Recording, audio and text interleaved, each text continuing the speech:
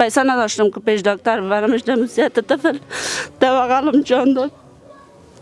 دخترک بود خاله جان؟ در روز آخر که بردمش مردهش پس آوردم. اول بنا نتانستم که ببرمش، پیسه نبود. بعد از وقتی که پیسه قرض کردن آوردن، پس از مردهش از وضعیت طفل آوردم. 4 سال به خدا که من نان پوپا نکردی قاقه خوردم.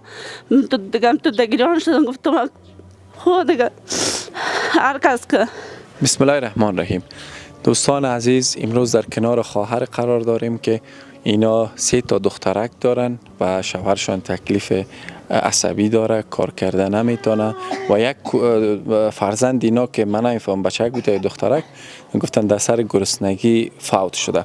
داستان دردآور داره اینا ازشان میپرسیم. خوب هستین مادر بزرگوار؟ سلام برادر.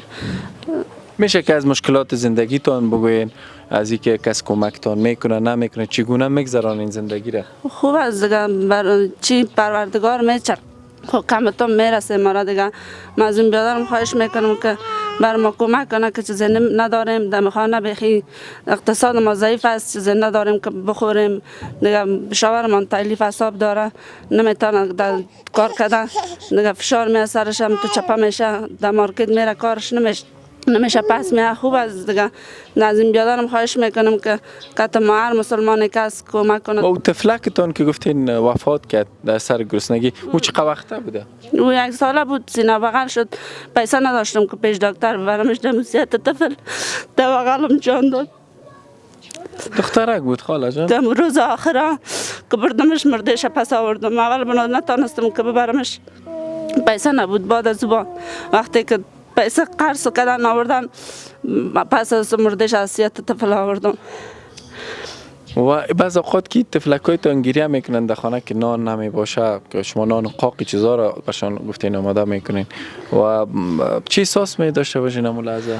خب دیگه میگم هر چی که خداوند دیگه سر ما آورده خیر میکنه. میگم بنده ناشکر نیستم، خب به هر حال شکر. خب بازم خیر از کمک کنه مردم که تو ما 4 سال به خدا که من نان پوپا نکردی قاقه خوردم. تو دگیران شدم. گفتم خود دیگه هر کس که کمک کنه ثوابش میشه کتم.